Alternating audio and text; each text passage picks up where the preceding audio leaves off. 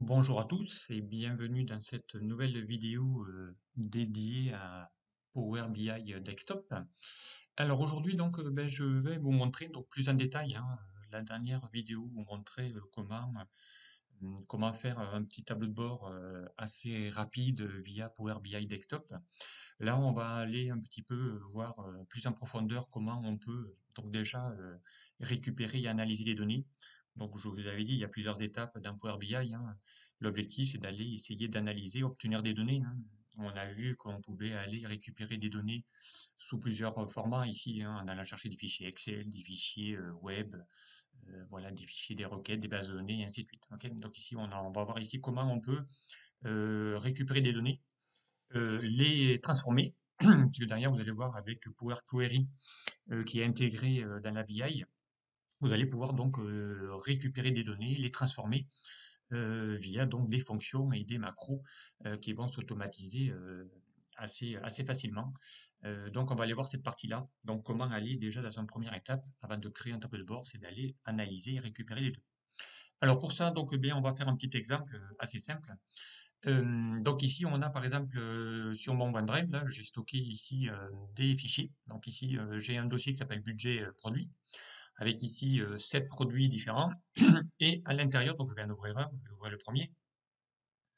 On va avoir ici donc un tableau avec des budgets euh, correspondant ici à cette donc ici à plusieurs versions de budget. Donc ici on a quasiment 7 fichiers identiques. Donc ça c'est pour mon produit 1. On a fait ici plusieurs versions voilà pour l'année 2019. On a prévu des budgets sur les 12 mois de l'année. Voilà, donc ici on a des pays, donc c'est des ventes de produits par pays et par mois. Donc on a ici une version 1, on a une version 2 et la finalisée. Donc ici on a la version finale de mon budget qui a été faite pour chacun de mes produits. Donc si j'ouvre ici mon produit 2, vous allez voir qu'il va être fait quasiment de la même façon. Euh, donc là on va lui dire d'ouvrir le produit 2. Voilà, ici on est bien sur mon produit 2. Voilà, on a ici à peu près la même version et ça, donc, bien, on a ça dupliqué sur X fichiers correspondants. Ok. Et moi, donc, je voudrais donc faire une requête, donc aller récupérer que cette partie-là qui m'intéresse et ici pouvoir ensuite bien l'analyser et la transformer, puisque derrière, on ne va pas pouvoir travailler ici correctement. Il va falloir qu'on transforme cette donnée sous format de liste, tableau, pour pouvoir ici l'analyser pays par pays, mois par mois, produit par produit, et ça sur tous les fichiers en question. Donc on va aller voir ici comment on va faire ça. Alors, eh bien, on y va, on va commencer à travailler donc ici sur mon premier fichier. On va aller voir ici comment ça fonctionne. Alors, on va aller le récupérer. Donc, on va partir ici de notre Power BI Desktop et on va ici obtenir des données. Donc, on va aller cliquer ici dans l'onglet Accueil, obtenir les données, et on va aller ici sur le fichier Excel. Okay. On va aller ici eh bien, récupérer le fichier, donc il est sur mon dossier ici Power BI. Voilà, on a le dossier qui s'appelle budget et on va récupérer ici le premier. On va faire ouvrir.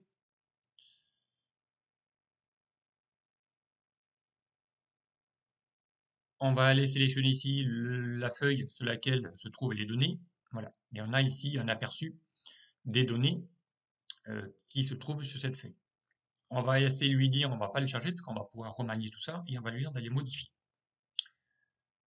On va faire une requête, voilà, qui va vous permettre ici de pouvoir modifier la récupération et transformer les données ici de ce tableau. Ok. Alors, première étape. Donc ici, hein, il va enregistrer ici au fur et à mesure. Vous allez voir ici, il a déjà mis dans la partie droite, hein, c'est le paramètre d'une requête. Il est en train de faire une requête comme une macro enregistrée.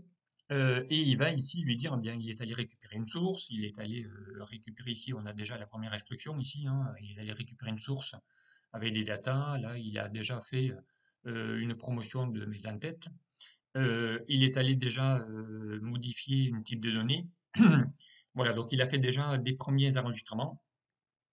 Voilà, ici il est allé voir la source, hein. La source, c'est bien ici, là vous avez une ligne correspondant ici le chemin sur lequel il est allé trouver le classeur, hein, workbooks, il est allé chercher le C, user, et ainsi de suite, sur mon OneDrive. Ok. Alors, donc ici, ben ici déjà il a fait déjà des petites manipulations Donc, et on va aller voir que ici, ben, ça ne sert à rien de pouvoir ici manipuler tout ça. Donc ici, on va lui enlever ici cette petite première instruction. Ok, pas besoin de promouvoir ici, donc on va lui supprimer cette première instruction qu'il a fait. On va pas lui dire ici de modifier les données, donc on va partir vraiment de la source pure. Ok. Alors, donc première étape, eh bien, il va falloir ainsi retravailler ces données. Alors nous, ce qu'on avait besoin, c'est d'aller lui dire d'aller récupérer uniquement à partir de la ligne, voilà, à partir de la ligne 31, c'est les données que l'on veut récupérer. Ok, donc on va lui dire d'aller supprimer toutes les lignes avant la ligne 31. Donc pour ça, on va lui dire lui dire ici dans l'onglet transformer, on va lui dire ici d'aller supprimer ici les lignes directement que l'on veut pas. Ok, donc d'ailleurs c'est dans l'onglet accueil, on va lui dire ça. On va lui dire d'aller supprimer les lignes. Euh, alors voilà, supprimer les lignes du haut, d'accord? Et là il va vous demander combien de lignes tu veux qu'on supprime. Donc ici on va lui dire de supprimer les 30 premières. Donc ici on va faire 30. Ok? Et on va lui dire OK. Donc là, il a supprimé les 30 premières lignes de ma source, donc, puisque je n'en avais pas besoin. On veut ici récupérer le budget finalisé, c'est tout. Ensuite, ben là, si vous regardez bien, l'entête de vos tableaux s'appelle colonne 1, colonne 2, colonne 3, colonne 4. Moi, ce que je veux, c'est que cette première ligne-là soit la ligne de mes entêtes. Donc pour ça, eh bien, encore une fois, dans l'onglet accueil, vous avez ici un bouton qui s'appelle utiliser la première ligne pour les entêtes. OK? Automatiquement, regardez, il a remonté d'un cran. Et ici, on a bien maintenant dans la première les produits, la deuxième l'année, les versions, les pays, et ainsi de suite. Ok. Donc ici, on a fait en sorte à ce que la première ligne corresponde à mon en-tête. Ok. Ensuite, ben, il va falloir ici un petit peu transformer tout ça. Alors moi, évidemment, ici, on ne peut pas laisser ici ces premières colonnes, là, la première colonne, la deuxième et la troisième. On veut ici récupérer les données ici correspondant à chacune de mes, euh, de mes données. Donc pour ça, il faudrait qu'on répète ici, qu'on remplisse produit 1 dans toutes les lignes de mon tableau. Année aussi pareil, puisque d'ailleurs, il va falloir qu'on aille ici ensuite transposer notre tableau. Donc pour ça, eh bien, on va se positionner ici sur la colonne, on va essayer d'en transformer. Et ici, on a ici un petit bouton qui s'appelle remplir vers le bas. Et vous allez voir automatiquement, il va remplir ici toutes les lignes en mettant ici les mêmes intitulés. On va faire la même chose pour l'année. On va lui dire remplir vers le bas. On va lui mettre toutes les années. Et on va prendre ici, on va lui mettre aussi cette colonne-là, remplir vers le bas. D'accord? Là, on va récupérer les mêmes données pour qu'il puisse les dupliquer sur toutes les autres lignes de mon tableau. Donc ça, on l'a fait sur les 3 premières colonnes. Ok. Alors, eh bien là, on s'est rendu compte que dans ma source, on avait une ligne vide qui était ici, voilà, entre les intitulés. Donc là, évidemment, on ne va pas vouloir récupérer cette ligne-là. Donc on se met sur une des valeurs, on sélectionne la valeur qu'on veut supprimer. Et ici, on peut lui dire ici d'aller faire un clic droit, filtre textuel. Et ici, on va lui dire qu'il n'est pas égal à quoi? Eh bien à nul. Et là, il a effacé tous les nuls qu'il y avait dans ce tableau. Donc toutes les cellules, les lignes vides où il y avait la valeur nulle, il va les retirer automatiquement. On va le faire aussi pour le total, parce qu'on n'en a pas besoin. Donc on se sélectionne ici le champ total. Et là, pareil, hein, on va lui faire un petit clic droit et on lui dire va récupérer, va extraire, donc n'est pas égal à total, et il va vous les supprimer également. Ensuite, donc, on avait, je crois, un total dans la colonne de droite. Donc là, pareil, hein, la colonne, celle-ci, et puis la colonne totale, on n'a pas besoin, hein. Donc on sélectionne les deux. Et ici, on peut faire un clic droit, supprimer les colonnes. Voilà, ça va automatiquement supprimer les 2 dernières colonnes. Ok. Donc voilà, ici, on a déjà notre première trame de notre premier produit qui s'affiche. Ok. Et vous allez voir ici, on a à chaque fois, hein, à chaque étape appliquée, il va créer ici une petite ligne supplémentaire. Donc la requête va essayer ici de se rajouter au fur et à mesure. Ok. Alors moi, évidemment, je ne peux pas laisser ici mon tableau comme ça. Il va falloir ici qu'on essaye de le transposer. Voilà, qu'on le fasse donc ici pivoter automatiquement pour lui dire ici de transformer tout ça. Donc et moi, ce que je veux, c'est qu'il pivote à partir ici de mes colonnes 4. Voilà, ici je récupère toutes mes colonnes. À partir de la quatrième, je veux lui dire de prendre toutes ces lignes et de les transformer ici, en gros, de prendre tout ça, de les transformer en lignes. Donc ça arrive souvent, hein, on a souvent des sources comme ça qui sont mal, saisies. Donc il faut les transformer en listes. Et pour ça, donc, on va ici essayer ici de lui demander. Donc ici, hein, d'aller lui demander, ici, on va pouvoir dépivoter, hein, en gros, transformer les colonnes en lignes. Et ici, à partir, donc, pour les autres colonnes, donc on va prendre tous les mois, et on va lui dire, à partir des autres colonnes, tu vas dépivoter, donc tous les autres. Et là, vous allez voir qu'en la requête l'a fait automatiquement. Donc là, il a récupéré donc tous les produits pour chacun des 12 mois. Et il a fait pour le produit 1, il a fait pour les pays également, il a fait pour les versions. Donc là, on va récupérer toutes les valeurs mois par mois, ligne par ligne.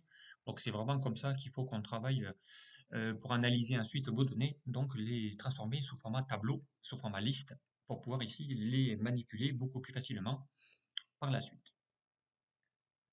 Alors, eh bien, on va continuer maintenant. Donc, il va falloir ici qu'on faille, euh, euh, on va essayer ici de transformer tout ça.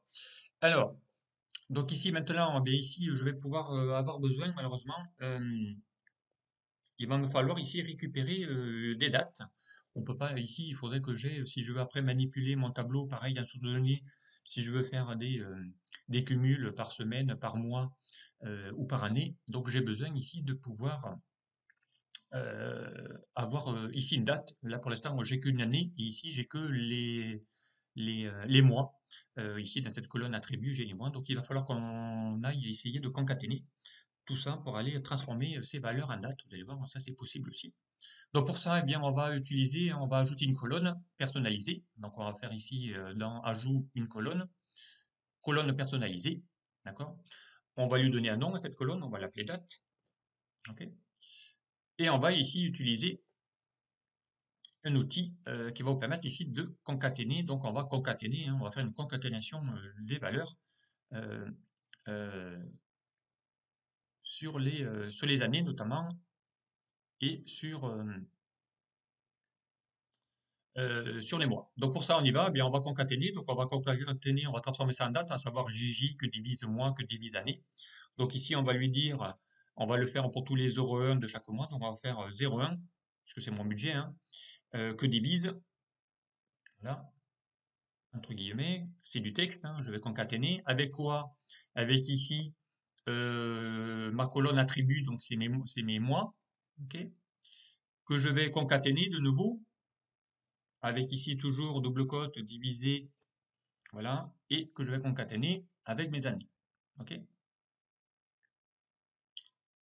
ici. Et là, vous allez voir, donc je vais faire OK, et là, il va vous mettre ici une petite erreur, et vous allez voir pourquoi. Donc ici, il a trouvé une petite erreur, et il n'a pas pu le faire, parce qu'il va considérer que ici, je ne peux concaténer que des valeurs entières. Donc ici, hein, il ne peut pas le faire. Donc on va aller voir ici comment on peut modifier cette requête-là directement. Et vous allez voir qu'ici, eh bien, il n'a pas pu le faire. Donc ici, on va les supprimer pour annuler cette dernière manip. Parce que si vous regardez bien ici, il a considéré l'année comme étant des valeurs chiffrées, hein, il vous le met ici, les types 1, 2, 3. Et bien, encore une fois, on ne peut concaténer que des champs de type texte.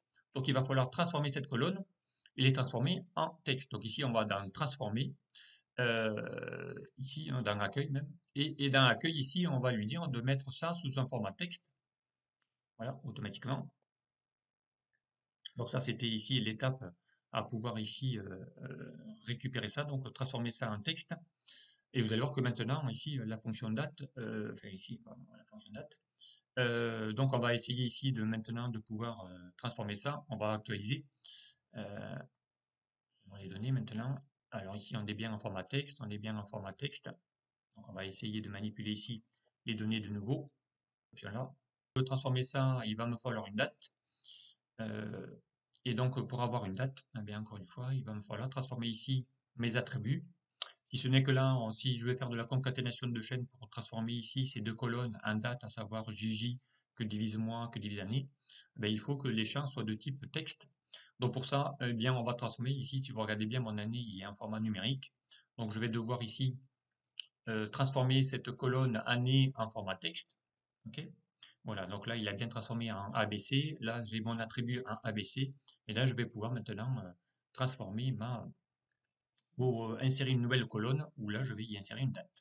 Donc, on y va pour ça. Donc, pour ça, on va ajouter une colonne personnalisée. Voilà. On va ici lui donner un nom. On va l'appeler date. Et ici, on va lui mettre une formule qui va concaténer les jours avec les mois et avec les années. Donc les jours, on les a pas, donc on va taper entre guillemets 0,1 que divise, voilà, pour lui mettre, on va mettre le premier de chacun des mois. On va aller ici concaténer avec le et commercial, l'uet, et ensuite donc on va bien concaténer ça avec la colonne attribut, d'accord? Concaténer de nouveau avec un divisé, ok? Et concaténer avec ici l'année. Ok, et je vais faire OK. Donc là, automatiquement, il a transformé ici. Donc ici, on a bien les premiers de chacun des mois correspondant ici avec l'année. Donc on a pu ici transformer voilà, des champs. Attention, on ne peut concaténer encore une fois que du texte. Et on va devoir ici les transformer. OK. Donc ça, évidemment, ça doit rester une date. Donc pour ça, on va dans onglet accueil. Et ici, on lui dit que cette colonne doit être de type date. Et automatiquement, donc ici, on a bien des dates maintenant. Il a bien ici le petit icône qui ressemble à un calendrier.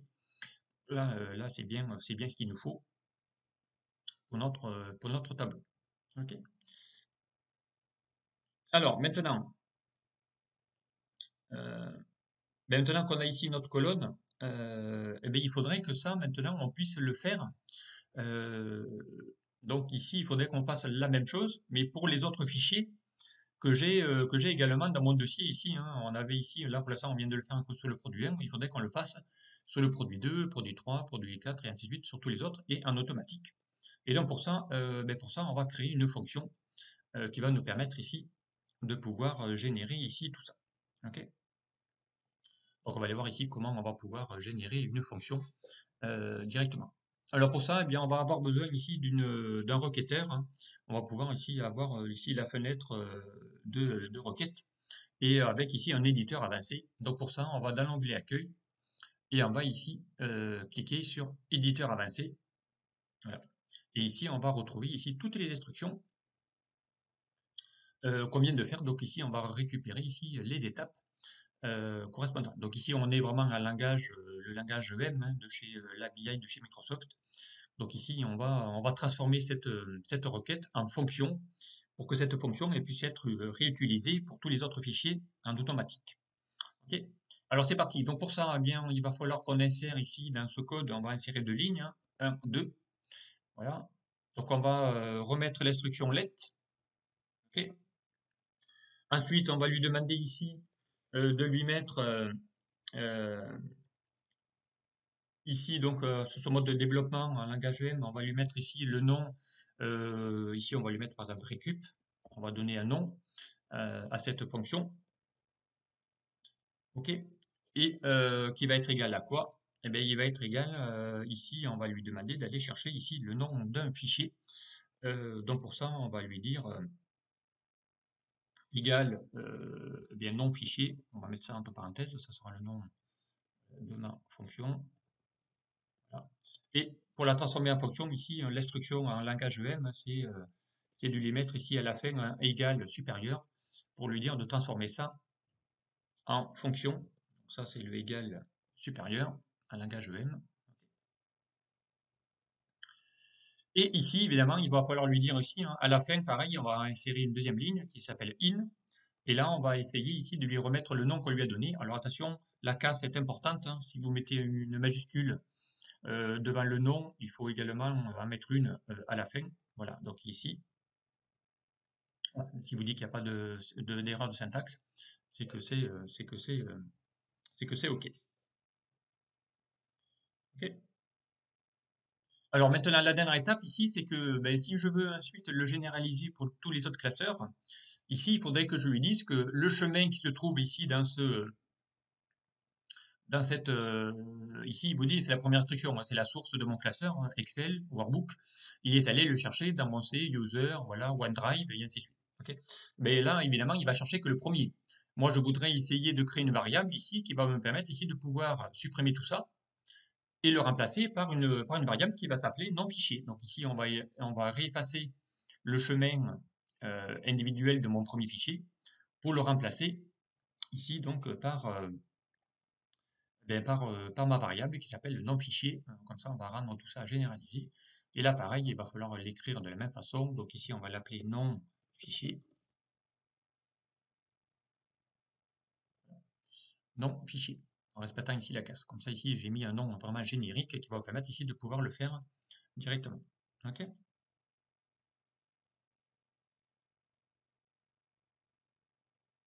Voilà, donc, et ensuite, bien ici, on va faire OK. Voilà, donc ici, il va transformer ça en une fonction. Ici, il a bien vu ici qu'on avait transformé ça via une requête fonction. Il vous met ici le fameux fx, budget. Donc, on va essayer ici de lui redonner un nom. On va l'appeler, je sais pas moi, récup data. Voilà, c'est le nom qu'on va donner à notre fonction. OK? Voilà, donc ça c'est fait. Voilà, on va essayer ici de récupérer voilà, cette fonction. On l'a appelée récup data. OK? Maintenant, il va falloir essayer de récupérer cette fonction et l'adapter pour tous les autres fichiers correspondants. Okay, donc ici, on a bien ici le nom de la fonction qui s'appelle le nom fichier.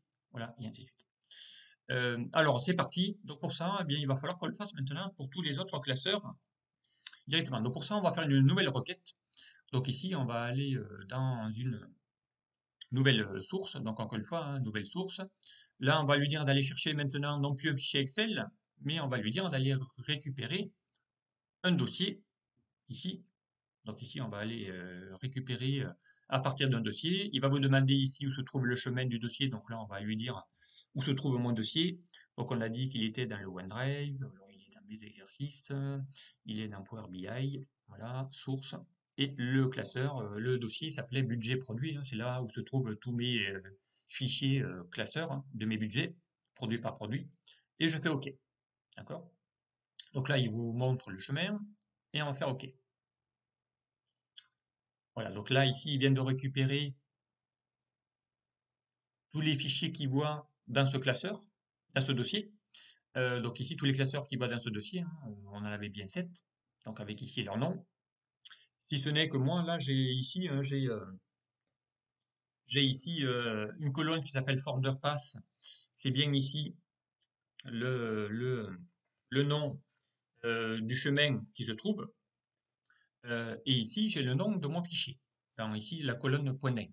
Donc moi, ce qu'il faudrait, c'est récupérer les deux pour avoir mon chemin complet. Donc ici, c'est-à-dire le nom de mon dossier, du chemin, plus le nom du fichier. Pour avoir ici mon fameux nom de fichier. Donc pour ça, eh bien, on va aller concaténer encore une fois. Hein. Donc pour ça, on va faire ajouter une colonne. Donc ici, on va faire modifier hein, de nouveau. Voilà.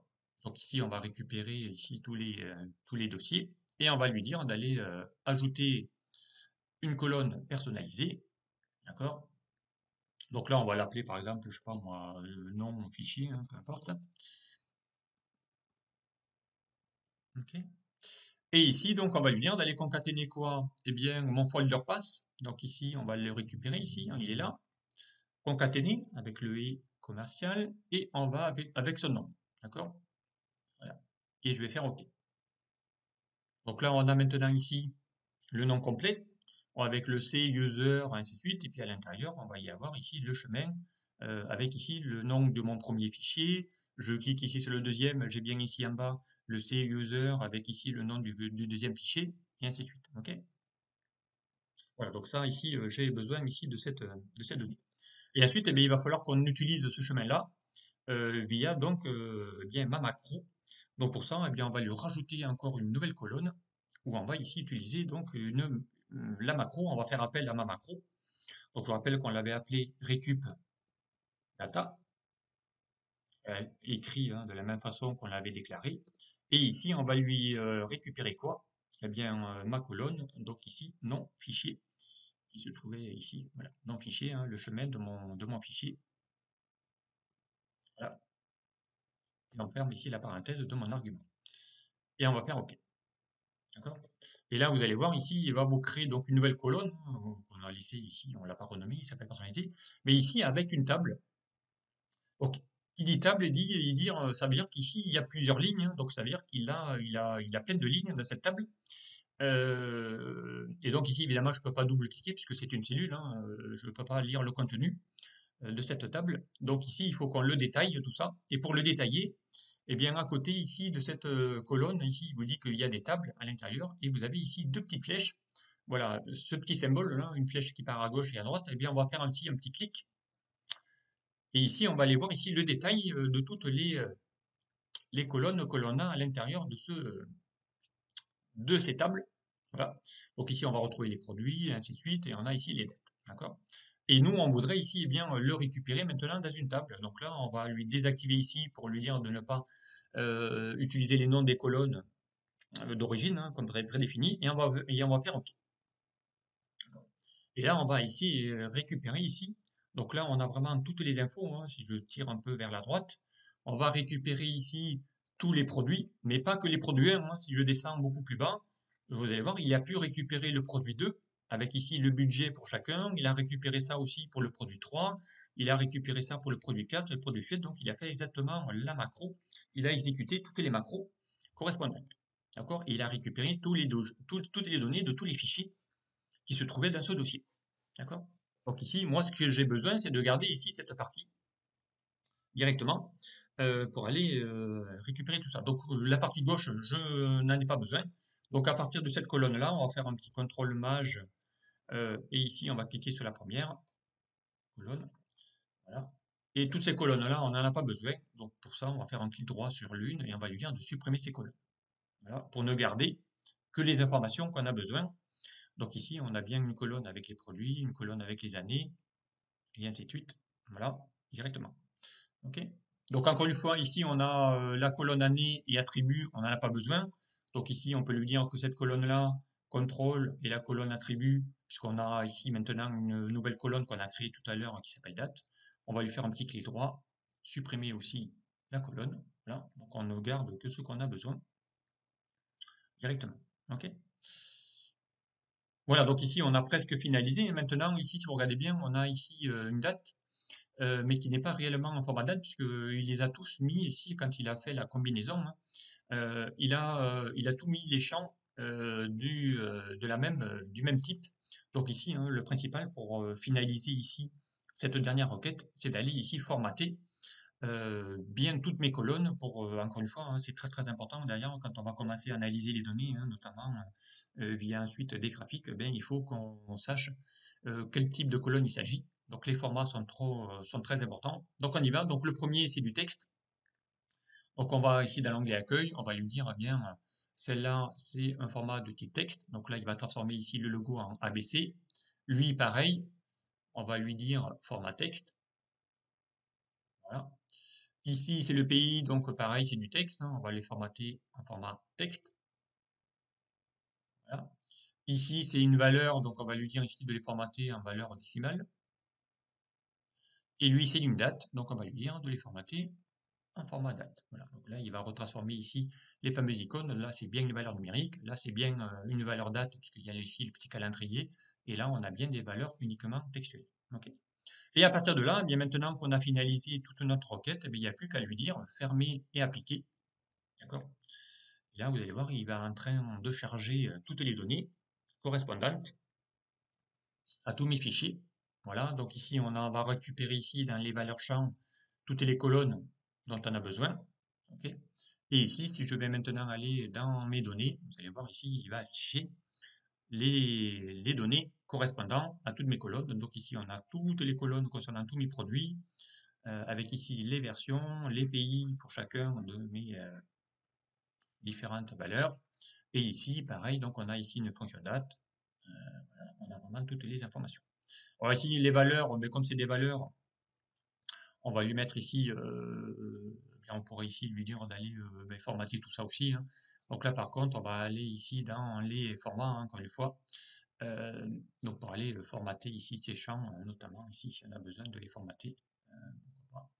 Ici, dans les modélisations, on va lui dire de formater ça en format, alors c'est la valeur ici qu'on veut. Voilà, on va lui dire d'aller formater ça au format devise et puis euro, c'est les montants. Alors l'euro derrière, plutôt la valeur. Alors, sans décimale. Voilà, comme ça, au moins, on sait que c'est des valeurs monétaires. C'est des budgets. Voilà, ici, ben, ça y est, maintenant, on vient ici de finaliser mon tableau. Et à partir de là, donc, je peux maintenant bien modéliser et créer mon tableau de bord à partir ici de mes budgets, de mes pays, de mes produits et de mes dates correspondant ici à toutes les dates. Okay. Pareil ici, si je veux avoir que des dates, non pas ici en contenu, donc là pareil, hein, on va pouvoir ici formater les dates en format date, date uniquement du genre bien jour, mois, année, pourquoi pas. Comme ça, au moins, on n'a que les premiers, les mois, les premiers du jour, les mois et puis les années. Voilà, donc ici, eh bien, ça y est, on a maintenant notre tableau qui est prêt à l'emploi. On pourra ensuite faire des analyses, notamment ici, et essayer de créer notre tableau de bord. Voilà, donc ici, cette première étape là de transformation, de récupération et de requête, donc vous permet ici de pouvoir dorénavant, et là, encore une fois, c'est une liaison. Hein. Donc maintenant, si je veux modifier ici un nouveau fichier, donc ici, par exemple, tiens, on va créer ici, par exemple, je sais pas moi, un produit 8. Donc je vais ici ouvrir ce nouveau classeur. Voilà, on va faire ici un fichier sauvegarder sous.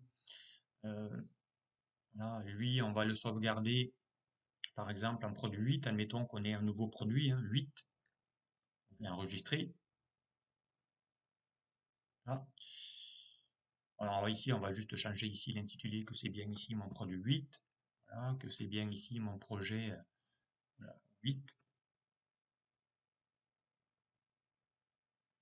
Avec des valeurs. Ici, moi ici, j'ai mis des valeurs aléatoires, c'est pour ça que ça bouge, mais peu importe. Voilà, ici, on va mettre 8. Ici, on va juste changer les intitulés 8. Donc là, ici, on va lui sauvegarder tout ça. Donc là, c'est ma nouvelle version. Voilà, j'ai rajouté un nouveau produit, hein, peu importe. Je sauvegarde, je vais fermer. Okay. Si je reviens ici dans mon petit tableau de bord, enfin dans mon petite analyse, là, je vois que j'ai que mon produit 7. C'est les derniers hein, qui sont en bas. Voilà. Donc ici, si je fais actualiser, il va lancer la requête. Et là, maintenant, si je regarde tout en bas, vous allez voir qu'il vient de récupérer ici mes 12 mois de mon produit 8. Donc là, vous voyez que maintenant, tout est dynamique. Hein. Il n'y a plus qu'à actualiser les données et il va, chaque fois que qu'une des fichiers va être modifié ou s'actualiser, eh bien, automatiquement, mon rapport aussi. Donc voilà, avec ici juste une simple maintenant actualisation. Voilà, donc la requête, voilà, elles sont ici, on a l'éditeur avancé. Hein. Ici, on a vraiment notre requête, une autre fonction qui s'appelle RecupData. Ici, où l'analyse a été faite et ça va automatiquement. Donc, que vous ayez X fichiers maintenant dans votre dossier, hein, là, vous pouvez en avoir autant que vous voulez. Et bien, il est capable d'aller faire une actualisation de toutes les données de n'importe quel fichier à partir ici de cette requête Power BI. Voilà. Et de voilà, de ces modifications de requête. Voilà, j'en termine ici pour cette vidéo sur ces utilitaires de Power Query qui permet ici de pouvoir obtenir des données, faire des requêtes, des macros, des fonctions et des analyses pour reformater et retransformer ces données comme il le faut pour pouvoir ensuite les afficher via des tableaux de bord, notamment sous des formats de liste. Voilà, je vous dis merci et puis je vous dis à très vite sur un prochain vidéo.